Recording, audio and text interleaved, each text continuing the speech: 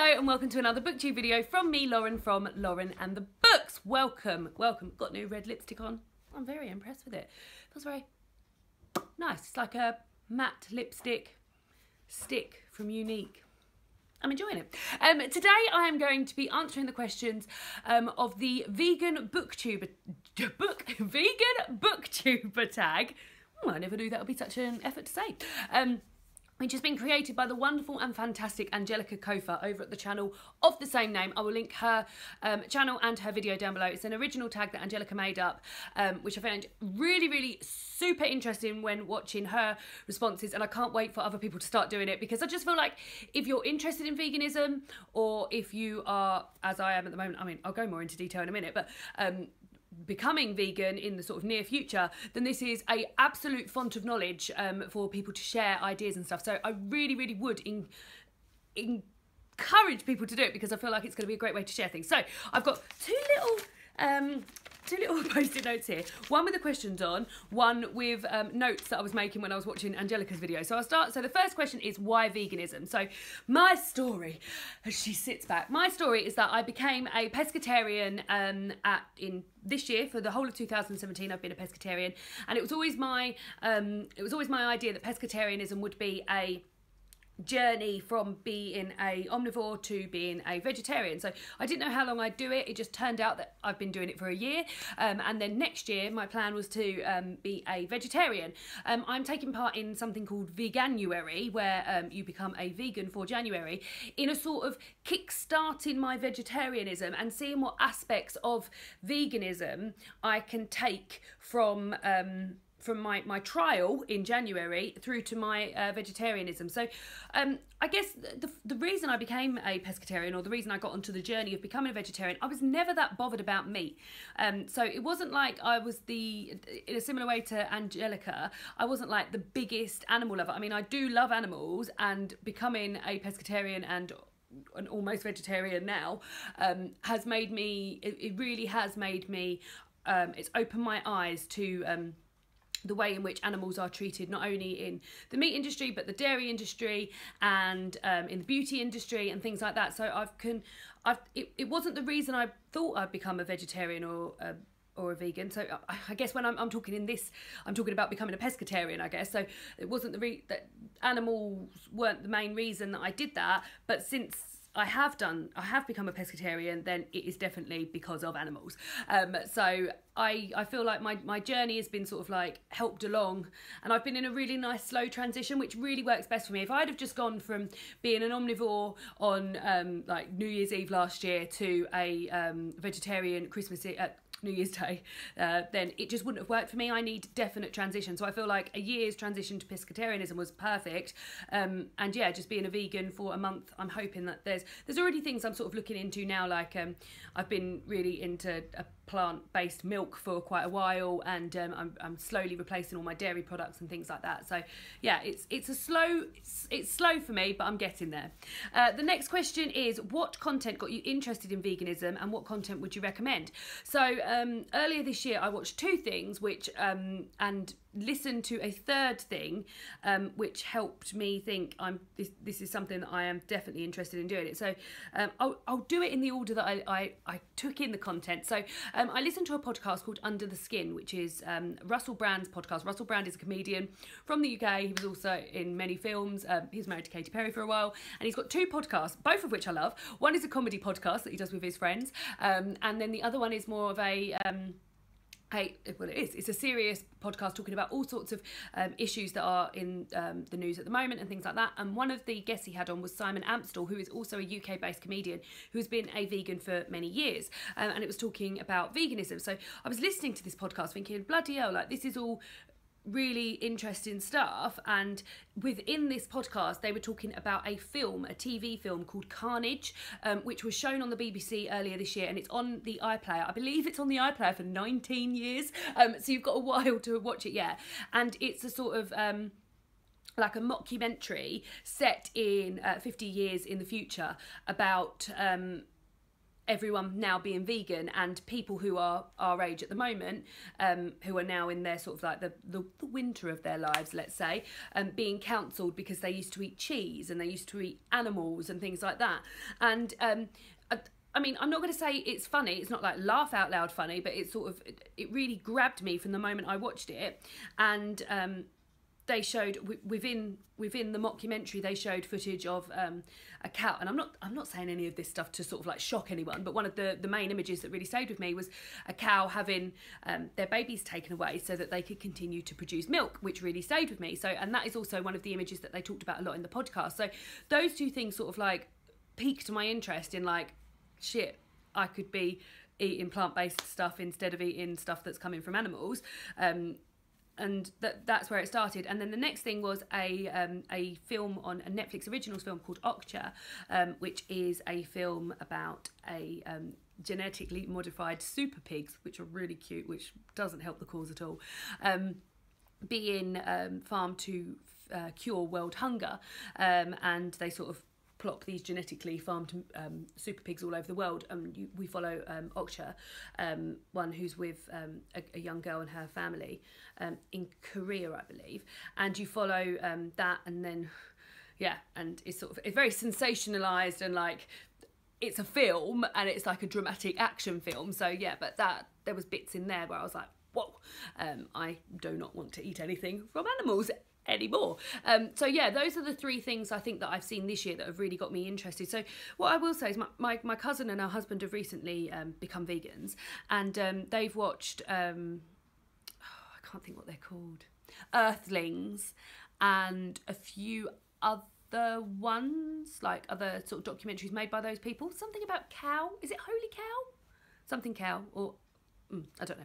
But those 3 documentaries around that, and they sound really shocking, and that some of the footage is fucking awful. And I feel, for me, I don't need that to convince me to become a vegan.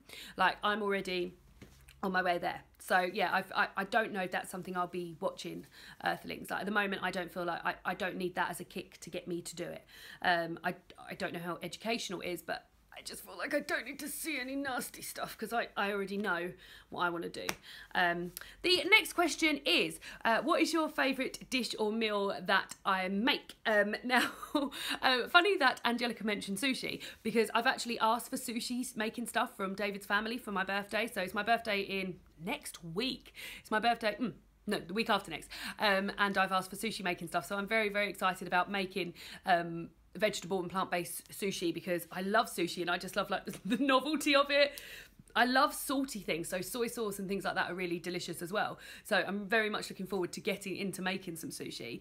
At the moment, something David made for us last week is a sort of rice curry soup. We've adapted it from a Jamie Oliver's 5 ingredients recipe, which is a prawn rice curry soup, and it's just 5 ingredients. So within that recipe, it's prawns, but we replaced that with chickpeas. So chickpeas, rice, coconut milk, spring onions and korma paste, and you just sort of like fry off all those bits and add rice and cook the rice in the coconut milk with a bit of water, and it is delicious. And that's a really nice filling vegan meal that we've recently made. I'm sure if I like sat down and thought about it, there'd be a lot more, but yeah, that's one that literally takes about, I mean, David did not to be like, I mean, David did it, but like David just knocked it out. It was very, very easy. Number 5 is number 4 is, what recipe are you looking forward to cooking this Christmas period? So David and I are at David's mum and dad's for Christmas Day and my mum and dad's for Boxing Day this year. So we don't do much cooking. I am providing a soup for David's mum and dad's, and a salad at my mum and dad's. Haven't decided on either of those yet, but probably will be doing maybe like a really herby soup. I made a summer herb, oh no, it's not summer, but like a summer herby soup. And the only thing I can think that had in was cream, but I could obviously replace that with vegan cream. So I may well be doing that. But two things I am looking forward to trying is, I really like the combination of like sage and onion stuffing-y type flavours with cranberry. And I particularly like that in a sandwich. So I'm looking forward to like leftover sandwich time at Christmas because I love cranberry and I love like the sage and oniony stuffing bits, and I just feel like the sandwiches this year I'm going to make them. Lovely stuff. Also, I really like mushroom pate, so I'm looking forward to eating that. And also, I was thinking, because since I've become a pescatarian, I haven't missed meat at all, like really haven't. But one thing I was thinking about, and I've always enjoyed at Christmas, is gammon. Obviously, I won't be eating gammon this year, but I know that V-Bites, I've recently watched a Kira Rose video, and she was talking about V-Bites, and they do these sort of like fake meat roast joints, and one of them's gammon, so I'm quite looking forward to trying that as well. I'm going to encourage my mother to get me one of those. Number 5 is, what vegan cookbooks would make a great present? Now, I should have prepared for this. They're over there. I'll be right back. So I've got 3 to mention, which is the same amount that Angelica had to mention. The first one I'll mention is the one that I haven't got here with me, and that's Fresh India. I've just been to visit my friend in London during the week, and I was looking through her Fresh India book, which is a vegetarian curry cookbook, which a lot of the recipes are vegan, or if not, you could definitely veganize a lot of the vegetarian stuff. But oh my god, it was literally like looking through the book, like every single curry looked delicious. So that's not one that I own. It's also beautiful to look at. Like, not only is the front cover gorgeous, but inside is gorgeous and colourful and just full of delicious curries. So that one I would definitely recommend. 2 I have here with me. The first one is The World of the Happy Pear. The Happy Pear are 2 Irish twins who are vegans.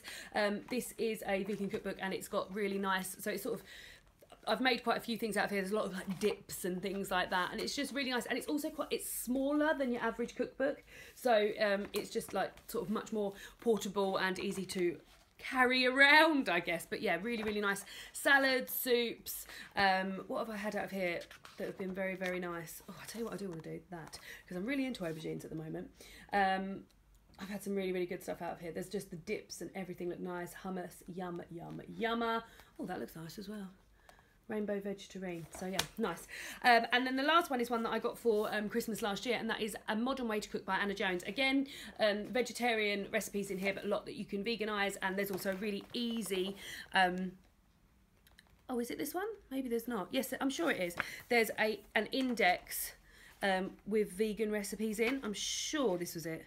Yeah, so right at the back, so although it's a vegetarian cookbook, they've got vegan with a tweak, gluten-free and gluten-free with a tweak. Also, so yeah, Angelica, this might be a good one for you if you're vegan and gluten-free as well. So very much enjoyed that, and it's just really like, it is like really modern and trendy and nicely laid out, and it helps, like, it's got like helpful tables and things like that.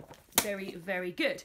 Number 6 is, what's a book that you want to read to further investigate the ethos and ethics behind veganism? Now, I'm not sure if this is a vegan book or if it's a vegetarian book, but I really want to read Eating Animals by Jonathan Safran Foer. This is a book that I saw on Shout Amy's channel. She said that she had read that. She became a vegetarian this year as well. Was it this year or last year? Recently. And that is a book that I have been forever interested in reading. And the last question is, have I got any vegan YouTuber shout-outs? So the first one is The Happy Pear. They have a food tube channel. Everything's so in... I've recently mentioned both of these people I'm about to mention on my recent YouTube love. So if you've watched that video, you already know.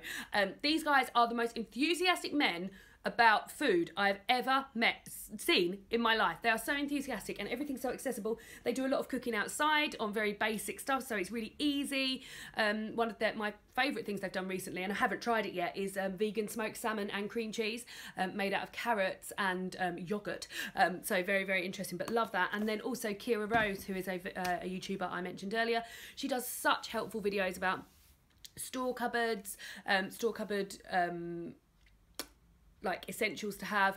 Recently, a video that I have now watched 3 times, I watched it once by myself, once with David, and then I've watched it again by myself, is a vegan new in supermarkets thing, and as she's UK based, it is so helpful for me because I can see the things that she's showing. I can think, bloody, I'm going to go and get that, and she's tried and tested a lot of things. So yeah, I found a lot of helpful things from her. So those 2 are definite people that I have been watching. So yeah, I'm not going to tag anyone in this, but if you feel like doing this or feel like answering some of the questions in the comments below, then please do, because I just feel like this tag is a font of information for people who are becoming vegetarian, vegan, etc., or just hoping to go a little bit more plant-based in their diet. So really would love to hear from some of you in regards to your plant-based diets and any answers to your questions here. But yeah, thanks so much to Angelica for making this tag. It's been amazing. And definitely go and check her original video out, because she knows a hell a lot more than I do. And I will see you all again soon for another Booktube video. Goodbye.